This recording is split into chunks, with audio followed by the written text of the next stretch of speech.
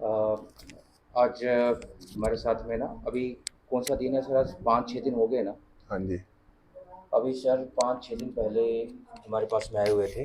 ठीक है। और जो सर का जो मेन कंप्लेंट है वो है चलने में दिक्कत आना। चलने में दिक्कत, थाई पैर। थाई और ये कफ, काफ में बड़ी दर्द होती है। ठीक है जी। हाँ। और ये दर्द इनकी ऐसी थी कि जब ये उठ गए तो चल रहे हैं तो ठीक है, बैठ गए तो उठना उतना मुश्किल उठना मुश्किल मुश्किल है, है। उतना मुश्किल है। हम्म। जब मैंने असेसमेंट किया हाँ तो जी। असेसमेंट ये थी कि इनकी पूरी की पूरी क्वाड्रिसेप्स, हैमस्ट्रिंग, लेग के मसल्स ना काफ़ी टाइट थे। राइट। ठीक ये है। इंडिकेट करता है कि फटीग लेवल बहुत ज़्यादा है, मतलब आपके मसल्स बहुत थके हुए हैं। हम्म। आपके केस में नहीं कोई फ्रैक्चर है, हाँ। नहीं कोई लिगामेंट्स इंजरी है, हाँ जी। ठीक है। नहीं आप हिस्ट्री ऑफ कोई फॉल है। हाँ। आपकी जो एक हिस्ट्री है जो बहुत स्ट्राइकिंग है, जो हमेशा फिजियोथेरेपिस्ट को ध्यान में रखना चाहिए, और वो ये है कि आपने अपनी बीपी की मेडिसिन छोड़ दी थी। हाँ, उसके कारण से आपको बीपी से रिलेटेड प्रॉब्लम स्टार्ट हो गई। बिल्कुल सही है। और वो जब प्रॉब्लम स्टार्ट हुई तभी उसके इमीडिएट बाद इनकी ये वीकनेस स्टार्ट हुई। बिल्कुल स्टार्ट। तो ये मान के चलते हैं कि इसमें कहीं ना कहीं न्यूरोलॉजिकल कंसर्न तो है, हाँ। कि न्यूरोलॉजिकली पेशेंट को कुछ वीकनेस आई। हाँ। डॉक्टर की तरफ से या मेडिकल डिपार्टमेंट की तरफ से कोई भी कंफर्म डायग्नोसिस नहीं है, जिसको हम टीआईए बोलते हैं। इसे बोलते हैं ट्रांजिट इस्चेमिक अटैक। कभी कभार एक तो अटैक होती है कि आपके पैरालिसिस में ही चले गए। हाँ जी। ठीक है। दूसरा क्या है ना कि आपने बीपी की मेडिसिन नहीं ली। कॉमनली ये आज के समय में कम से कम 20% पॉपुलेशन तो ऐसी ऐसे है है जो कि मेडिसिन ले रहे हैं और उनका बीपी काफ़ी कंट्रोल है, हम्म। और उन्होंने बीपी छोड़ की मेडिसिन छोड़ दी ये सोच करके कि मैं तो बिल्कुल ही ठीक हूँ। ठीक। बेसिकली आप ठीक इसलिए हैं क्योंकि आप बीपी का मेडिसिन ले रहे हैं। ले रहा हूँ। अगर आपको छोड़ना भी है तो पहले डॉक्टर से मिलें। डॉक्टर तो कभी नहीं बोलता कि आप छोड़ें, लेकिन उसका अल्टरनेटिव तो लें। जैसे आप हाँ, आयुर्वेद में जा सकते हैं, जी। हेमोपैथ में जा सकते जी, हैं, जी। जनरल बॉडी एक्सरसाइज में जा सकते हैं, फिजियोथेरेपी। जो एक पेशेंट के लिए बहुत जरूरी है, हाँ। क्योंकि उम्र के साथ में बहुत सारी कॉम्प्लिकेशंस नहीं, होती जनरल है। एक्सरसाइज तो मैं करता रहा हूँ, 10 साल से कर रहा हूँ, वो प्रॉब्लम नहीं थी मेरे को। मैं 1 साल बीपी की गोली नहीं खाई तो परेशान, 10 साल नहीं खाई, सॉरी, 1 साल में गड़बड़ हो गई। ठीक है। 1 साल में बीमार रहा। अब मैं 5-6 महीने से ठीक हूँ। ठीक है। हाँ। तो अभी इनके बेटे ने मुझे कॉल किया था, मैंने कहा कि एक बार दिखा दो, शायद हमारे लिए कुछ हम हेल्प दे पाएँ आपको। हाँ जी। ठीक है ना? तो देखो सर, अभी इस केस में क्या है ना कि सब मेन कंसर्न क्या होता है ना पेशेंट के लिए, कि वो अपना काम खुद करे, जहाँ मर्जी है जहाँ चला जाए, है ना? उसमें उसमें दिक्कत ना हो। ठीक अभी है। सर को दिक्कत यही हो रही थी कि इनको चलने में दिक्कत है।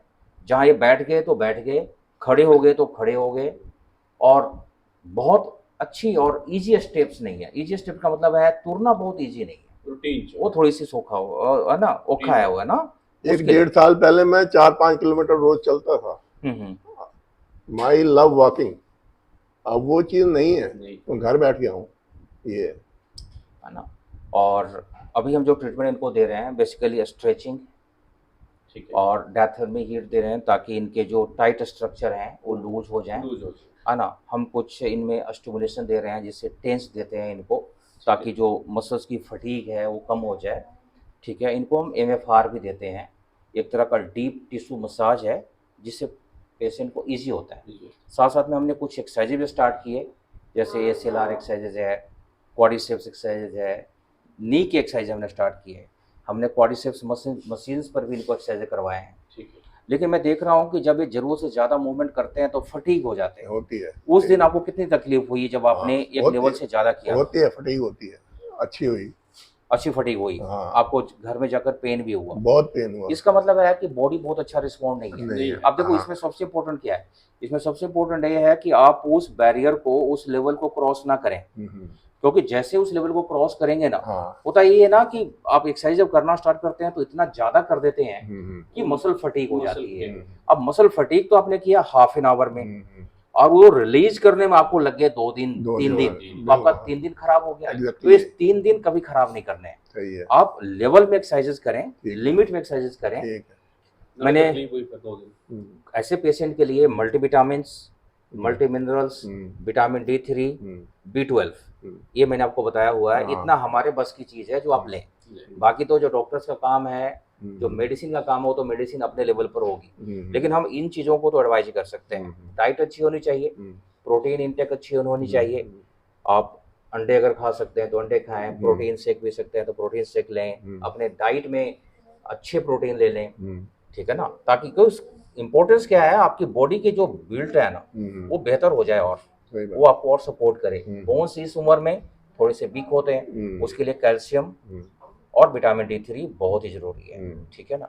तो सब सारी चीजें ये कर रहे हैं और अभी इम्प्रूवमेंट भी है। सर अभी जो इसमें आप इम्प्रूवमेंट फील कर रहे हैं वो कितना % हो सकता है, क्योंकि अभी तो बहुत ही कम टाइम हुआ है। मेरी मूवमेंट तो 20-30% से ज्यादा नहीं है। नहीं है मूवमेंट मेन है, मूवमेंट है ना।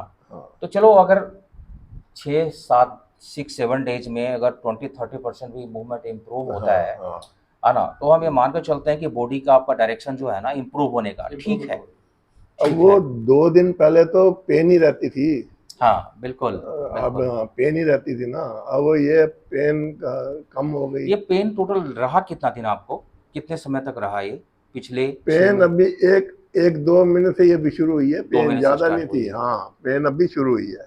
और आपने चलना बिल्कुल बंद कर दिया था या फिर चल रहे थे? नहीं, चल तो मैं रहा था, चलना बंद हो गया, 1-1.5 महीने से बंद हो गया, तब मैं आपके पास आ गया।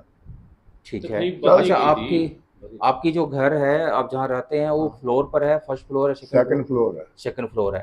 अच्छा, तो इन दिनों में जब आप नहीं आए थे मेरे पास, तो आपका सेकंड फ्लोर चढ़ना उतरना था या फिर वो भी बंद कर दिया था? नहीं, बंद नहीं किया मैं, बिल्कुल एक दिन नहीं बंद किया। अच्छा, ये भी बड़ा इंपॉर्टेंट चीज है पेशेंट के लिए कि देखो अगर आपकी नीड है, जैसे आप सेकंड फ्लोर पर रहते हैं, तो आप अपनी ना स्टेयर क्लाइंबिंग बंद ना करें, क्योंकि वो आपके लिए बहुत ही मैंडेटरी चीज होगी। अगर उसे बंद कर देंगे ना तो फिर आप छोटी छोटी चीजों के लिए आपको दूसरे पर हेल्प लेना पड़ेगा। हाँ, उसमें आप जोर ना लगाएं, लाइटली करें, है ना, जोर ना लगाएं, क्योंकि वो भी एक एक्टिविटी का एक पार्ट है।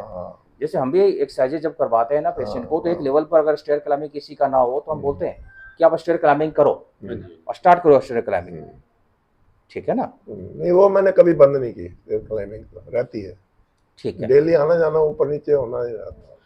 ठीक है सर, आज हमने आपका रिव्यू इसीलिए किया है क्योंकि आपके और आपके जैसे बहुत सारे ऐसे पेशेंट हैं जिनको ये समझ में नहीं आता कि मेरे को कोई फ्रैक्चर नहीं है, इनके गोड्डे बिल्कुल ठीक हैं, बैक बिल्कुल ठीक है, गिट्टे बिल्कुल ठीक हैं, सारा सिस्टम ठीक है, फिर भी तकलीफ क्यों आ रही है? क्योंकि ये तकलीफ अगर आप बहुत ही बड़ा मान कर चलते हैं ना तो फिर आप चक्कर बहुत लगाएंगे, कभी ये डायग्नोसिस करवाओ, कभी ये डायग्नोसिस करवाओ। हाँ, एक प्रॉपरली थॉरो एग्जामिनेशन, जिसको मेडिकल कंडीशन में बोलते हैं कि डायग्नोसिस होना जरूरी है, लेकिन अगर डायग्नोसिस में कुछ ना आए तो उसको आप छोड़े नहीं, अपने लेवल तक कुछ ना कुछ कोशिश करते रहें।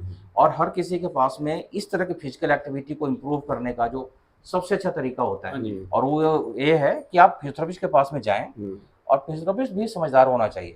वो ये नहीं कि जाने के बाद वो आपको कोई नई बीमारी में डाल दे कि आपको तो ये हो गया जी, ये हो गया। जो भी डायग्नोसिस है वो मेडिकल डायग्नोसिस होनी चाहिए। किसी का आप ऐसे प्रोविजनल डायग्नोसिस इस लेवल पर नहीं बना सकते कि वो अनएक्सपेक्टेड हो, मतलब उसको समझ में नहीं आया पेशेंट को कि मेरे को क्या बता रहे हैं, इतनी तकलीफ क्यों बता रहे हैं ये, ठीक है ना। मेरे तरफ से जो आपकी जो प्रोविजनल डायग्नोसिस है, जो ओरिजिनल डायग्नोसिस है, दोनों सेम है। और वो ये है कि आपकी जनरलाइज्ड बॉडी वीकनेस आई है, और वो वीकनेस की स्टार्टिंग पॉइंट आपका है मेडिसिन का नहीं लेना, क्योंकि देखो अनकंट्रोल्ड बीपी जब होती है ना तो आप में पावर कम हो जाती है। या तो बीपी बहुत हाई होगा, 120-80 से प्लस आपका चला गया 30, तभी शरीर में पावर कम हो जाएगी, और बिलो चला जाएगा तभी शरीर में पावर कम जाएगी। और दोनों केसेस में ना रिस्क फैक्टर बहुत ज़्यादा होते हैं। हायर चला गया फिर तो आपके बहुत सारे बीपी के कंसर्न होते हैं। तो मेंटेन होना चाहिए, नॉर्मल 120/80 है, इसका ±5 पॉइंट, 10 पॉइंट।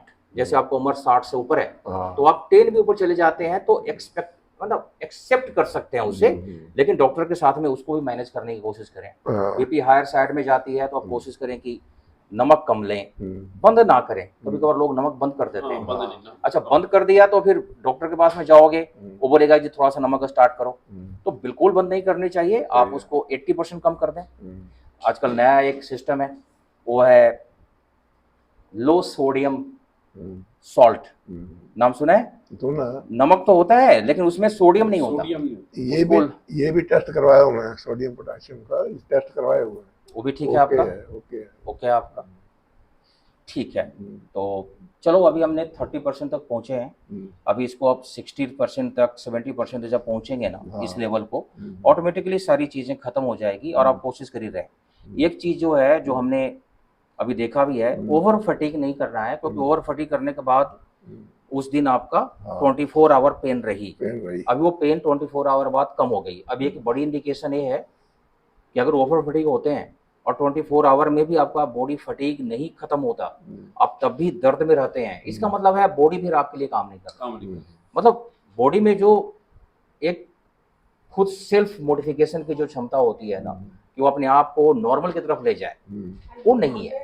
तभी आपको ध्यान देना है। अभी आपकी बॉडी ने 24 आवर में ही काफ़ी लेवल तक कंट्रोल कर लिया है, इसका मतलब है हीलिंग प्रोसेस भी अच्छा है बॉडी का। अपनी डाइट अच्छी रखें, नॉर्मल डाइट रखें, रूटीन से डाइट रखें, ठीक है, और स्लीप अच्छा लें, स्लीप से कोई कंप्रोमाइज ना करें।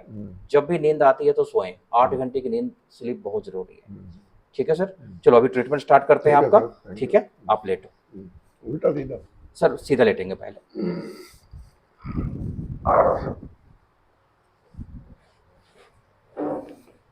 जरा फुट मूवमेंट करो, ये चलाओ, चलाओ पंजा। अब जैसे देखो इनका पंजा ना ऊपर कम आता है ना, बस सर। अब ये लेग उठाओ सीधा ऊपर, सीधा उठाओ ऊपर। अब जैसे ये पहले इनका पैर यहाँ से ऊपर नहीं जा रहा था, आपका पैर इस लेवल पर था ना, यहाँ से ऊपर नहीं आ रहा था, अभी ये स्ट्रेचेबिलिटी काफ़ी बेहतर है, क्योंकि पीछे के जो मसल्स हैं ना ये बेहतर हो गए। अभी सर कोई दर्द तो नहीं? नहीं ना? अभी अभी ओके, अब इसमें बताओ कोई दर्द तो नहीं? ठीक है। इस पैर को मोड़ो, इस पैर को मोड़ो और हाथ से पकड़ो, लत्ता मोड़ो, खींचो, पकड़ लो, खींचो अपने तरफ। ये तो एक्सरसाइज मैं रोज करता हूँ। एक करते रहें आप। हाँ। आप छोड़ दो, इसे मोड़ो, वापस, ठीक है।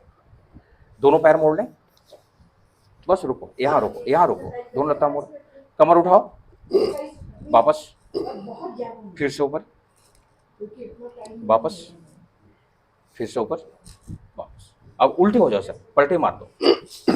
ये सारे मूवमेंट है जो हम चेक कर रहे हैं कि कोई भी पेशेंट में इस तरह के मूवमेंट कम नहीं होने चाहिए, ठीक है ना। अब जैसे ये साइड ले रहे हैं पेशेंट, तो अगर साइड लेने में भी दिक्कत हो रही है कि किसी एक साइड से कम मुश्किल है और दूसरे साइड से इजी है, तब इसका मतलब है कि वन साइडेड वीक है।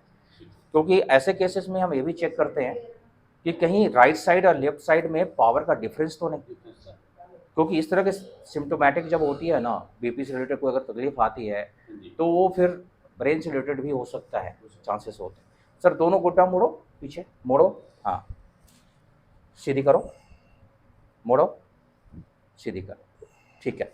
ये लत्ता सीधी उठाओ ऊपर, सीधी ऊपर उठाओ कमर से, एक, कोई एक उठाओ, दोनों नहीं, कोई एक उठाओ, वापस, इसे उठाओ, वापस, इसे उठाओ।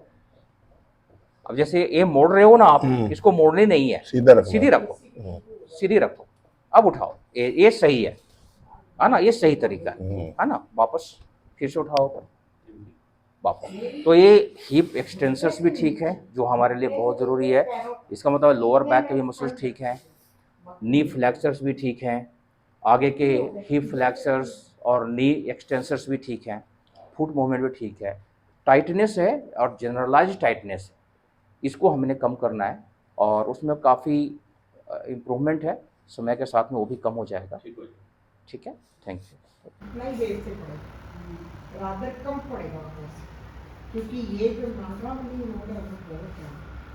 कल हम शाम को